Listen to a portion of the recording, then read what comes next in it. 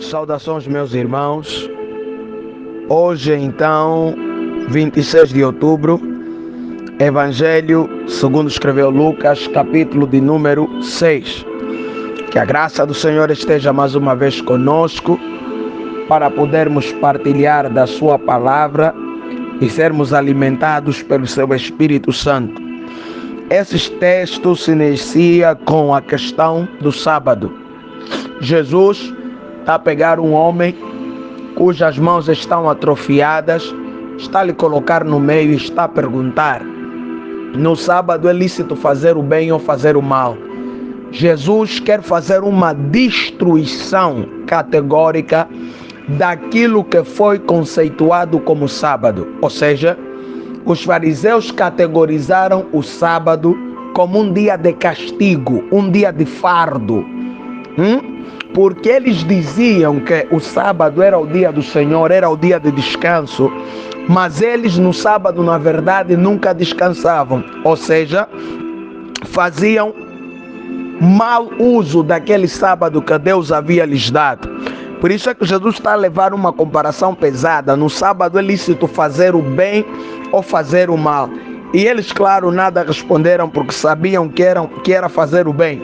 Por isso a Bíblia está a declarar que o Filho do Homem, até do sábado, é Senhor. Não é uma questão de ter o sábado como pesar. É uma questão de ter o sábado como um dia de prazer. Um dia de, mais uma vez, termos a oportunidade de executar a boa, a perfeita e agradável vontade do Senhor Jesus Cristo. E olha que no versículo 12, a Bíblia está a apresentar Jesus a orar, e ele vai fazer a escolha dos 12 discípulos. O nosso Deus está sempre disposto a ouvir a oração dos seus filhos. O problema é que os seus filhos raramente estão dispostos a orar. A minha pergunta é: o que é que você faz antes de tomar uma grande decisão? O que é que você faz antes de aceitar um relacionamento com aquele moço bonito ou com aquela moça bonita? O que é que você faz antes de formar um acordo com um sócio para negócio? O que é que você faz antes de mudar de residência? O que é que você faz antes de decidir, por exemplo, fazer os seus filhos? O que é que você faz antes de decidir ingressar num plano educacional? Seja lá qual for a decisão que você tiver que tomar, meus irmãos, eu não aconselho que alguém tome decisões importantes na vida fundamentado no seu próprio interesse. Jesus poderia fazer isso, mas Jesus passou a noite em oração. Depois da oração é que ele separou os 12. Jesus era então o que não precisava orar, mas orou. A minha pergunta é crua e direta: se Jesus que não precisava orar e orou, quem sou eu para não orar antes de uma grande decisão? Quem é você para não orar antes de uma grande decisão? Nos esquivamos de orar no momento das decisões, que depois, quando vem as consequências das más decisões efetuadas, queremos nos lamentar no altar do Senhor. Previna-te da lamentação. Busque agora mesmo a glorificação e seja bem sucedido ao colocar tudo nas mãos do Senhor antes de marcar qualquer passo na tua vida. Meus irmãos, olha o que está acontecendo no versículo 19. Todos que vinham ter com Jesus eram curados. Todos que vinham ter com Jesus eram alcançados. Eram alcançados por quê? Por causa da misericórdia de Deus. Jesus não veio para alguns. Eu fico triste quando ouço alguns sistemas teológicos que abordam essa questão. Ele veio para todos. Ele não curou alguns, ele estava curando a todos. Bastava que a pessoa tivesse disponibilidade para ser curada, e ela seria curada, ela seria alcançada por causa do amor do Cordeiro. Por isso é que de seguida Jesus está a falar das beatitudes ou das bem-aventuranças. Quando ele diz bem-aventurado os pobres, porque deles é o reino de Deus, Jesus não está a falar de uma condição material. Jesus não está a falar de uma condição social. Jesus está a falar de uma condição de necessidade espiritual. Jesus está a falar daqueles que não aceitam que a vaidade lhes tome conta. Jesus está a falar daqueles que não aceitam andar na própria vontade. Jesus está a falar daqueles que renunciam ao seu querer para abraçar o seu. Lembra daquele homem leproso que mesmo em necessidade não ousou pedir a Deus alguma coisa? Ele disse: se quiseres podes me curar. Pois é, este homem representa exatamente este tipo de pobre que Jesus está aqui a falar. Aquele que mesmo olhando para a sua necessidade, não lhe coloca na frente como aquilo que mais precisa. São aqueles que tomam a decisão de entender que o que mais precisam é de Cristo e da vontade de Deus, que serão fartos, serão saciados.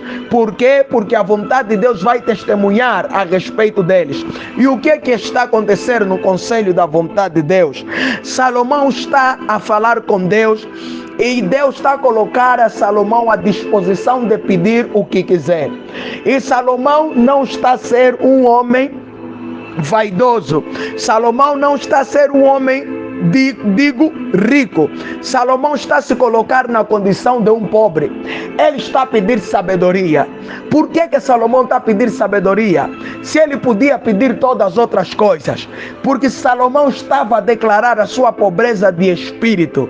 Salomão estava a dizer: ainda que eu seja cercado com rubis, jasmins, ainda que eu seja cercado de esmeraldas e povos que me sirvam por toda a terra, se eu não tiver comigo o conselho da vontade de Deus, se eu não tiver comigo a vontade de Deus revelada, eu não tenho nada, sou fraco e eu vou fracassar.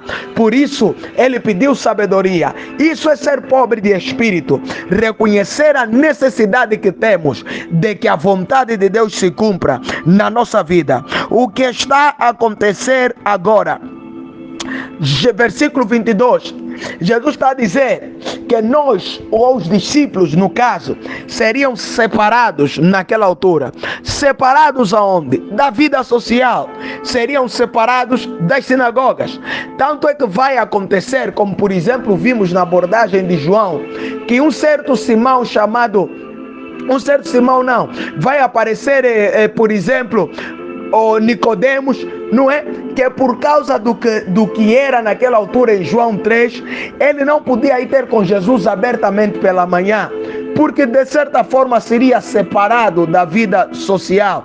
E nós estamos a ver que vários outros homens vão aparecendo assim na vida, na palavra contada, na palavra espelhada, de que acreditavam no mestre, mas por causa da sua posição, por causa daquilo que tinham medo de que perdessem. Em João 9, por exemplo, a mãe e o pai perceberam que o seu filho era cego desde nascença, mas como agora estava a ver, não podiam dizer senão o filho.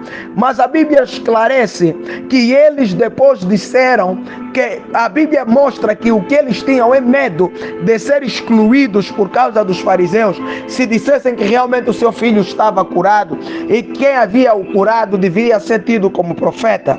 O que está acontecendo é que Jesus está a dizer que seremos separados da vida social, seremos separados dos melhores lugares por causa do seu nome, mas isso não será para sempre.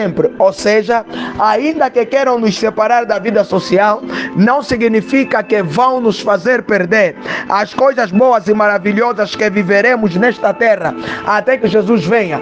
Não significa que vamos ter uma vida de prisão ou uma vida de redução. Pelo contrário, eu ainda assim creio na vida abundante, porque tudo aquilo que queremos não está à mercê nem à dependência do homem, mas somente à dependência do Cordeiro de Deus, que tira todo o pecado do mundo. Depois vem o Isaías, do 24 ao 26. O Isaías está a falar das maldições. O Isaías está a falar daqueles que decidem não abraçar a vontade de Deus, daqueles que decidem não abraçar o favor do Senhor.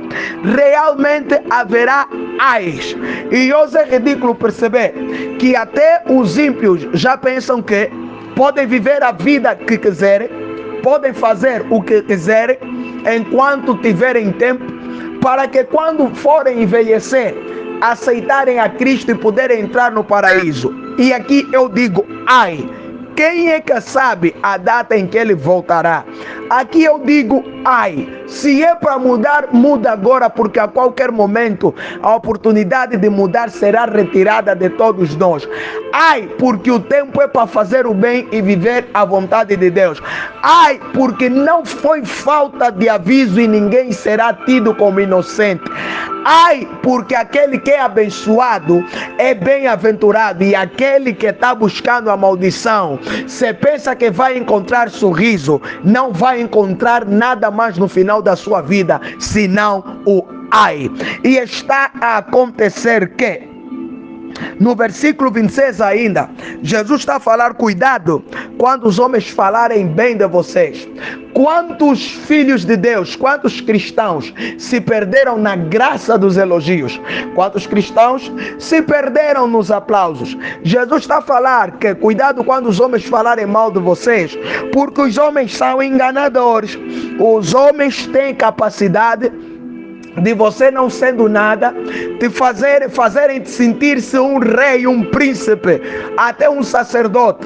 Por quê? Porque querem tirar proveito de ti e querem que aquilo que eles esperam que você lhes dê, então assim ocorra.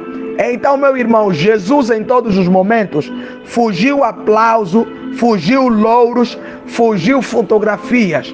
Não queira você aparecer em todas as fotos, não queira você ser aplaudido por todos, aclamado, não queira você estar na boca de todos como pai grande ou a mãe grande. Pai grande é Deus e ponto final, e é o nome dele que deve ser glorificado. E cuidado, se você for atrás dos aplausos, eu creio que bem lá no final do caminho você vai encontrar ais, ou seja, as mãos que estão a te aplaudir agora, depois já não terão tempo para aplaudir, porque estarão ocupadas pegando as pedras para te apedrejar. E o que está a acontecer então? Jesus está a pedir, está a dizer às pessoas, aos discípulos, amem os vossos inimigos, ofereçam a outra face, da mesma maneira que vocês querem que vos seja feita, façam aos outros. Meus irmãos, hoje nós estamos a ter um leque até de músicas gospels que parecem fomentar a vingança no coração dos crentes. Meu irmão, libera o perdão. Libera, não guarde o perdão. Perdão não é coisa para ser guardada. Perdão é coisa para ser eliminada. Se há uma coisa que não deve entrar na tua banca, no teu processo de crédito, é perdão. Perdão entrou o pecado, saiu o perdão. Entrou a falha, saiu o perdão. Não há tempo para fazer uma análise ou auditoria. É perdoar, perdoar e perdoar, que no final das contas isso vai dar igual a zero. Ou seja, a nossa contabilidade do amor estará bem feita. Não escolher a quem perdoar, é perdoar a todos. E o que a Bíblia está a dizer é o quê? Da mesma maneira que vocês querem ser tratados, tratem os outros. Essa é uma máxima usada pelos grandes coachings internacionais, é uma máxima usada pelos grandes seminaristas e grandes palestrantes da comunicação e grandes palestrantes das interações interpessoais. Por quê? Porque o que está a acontecer é que a humanidade está como está, a nível do convívio, a nível da conduta empresarial, a nível do bem-estar, a nível daquilo que são as competências sociais, porque cada um quer olhar para o seu lado e quer o melhor para si, e cada um quer ser tratado em posição de relevo, mas não quer retribuir. E o que Jesus está a dizer, está a fazer, é a mostrar o segredo. E é pena que há ímpios compreendendo melhor esse segredo do que os crentes. O segredo ele deixou claro. Aquilo que você quer que os homens te façam, faça primeiro você. Ou seja, se quer alguma coisa, aprenda a dar. Se quer receber algo, aprenda a dar. A quem não dá e quer receber, a quem não faz e quer que ele seja feito. O próprio Deus não nos pede nada que ele nunca nos deu primeiro. Sede santos, porque eu sou santo. Andem na minha palavra e sejam fiéis, porque eu sou fiel. Quando Ele te pede a tua vida, é porque Ele primeiro te deu a vida dele na cruz. Não há nada que Deus nos pede que Ele não nos tenha dado primeiro. Não há missão que Ele nos manda fazer para a qual não nos tenha capacitado. Devemos imitar ao Pai. Quer alguma coisa, dê primeiro. Quer que te façam alguma coisa, faça primeiro. E a Bíblia está a dizer que nós vamos receber em troca uma medida recalcada, uma medida transbordante, uma medida que é sacudida. É o que a Bíblia nos promete. E a Bíblia ainda está a dizer, o mestre continua, que um cego não pode guiar o outro. Ambos vão cair na cova. Outra máxima. Nessa sequência, a nível da comunicação, está o tratamento interior, a autorresponsabilidade. Exatamente. Eu sei que você costuma ouvir aí de palestrantes e seminaristas e tudo mais. Esses tiveram um bom lugar para observar e um bom lugar para aprender. Porque quem está falando é a sabedoria viva de Deus, a qual ninguém se compara. O que está a acontecer é que o mestre está a dizer: não se preocupe em curar o outro. Cura-te primeiro a ti mesmo. Melhora você. E por causa do teu testemunho, o outro vai melhorar. Tem pressa para julgar para quê? Tem pressa para criticar por quê? Hoje temos diversos problemas nas nossas famílias, diversos males nas nossas casas e relacionamentos, porque a nossa boca se abre muito rápido para julgar. E o pior é que nós nem não sabemos fazer o juízo, porque ao invés de julgar a manifestação de uma determinada ação, nós estamos a julgar a pessoa. Ou seja, se a pessoa tomou uma decisão infeliz, nós não consideramos a decisão infeliz, consideramos a pessoa infeliz. Porque se há uma coisa que o ser humano não gosta, é de ser criticado, porque fere com o seu interior, fere com o seu ego, e ninguém quer ter o seu ego ferido. Por isso é que ao invés de criticar, Jesus está a aconselhar, e aqui grandes estudiosos defendem: se for para criticar, faça sugestão. Se for para abrir a boca e falar mal do outro, mantenha a boca fechada. Se for para apedrejar, por favor, abra as mãos e abrace.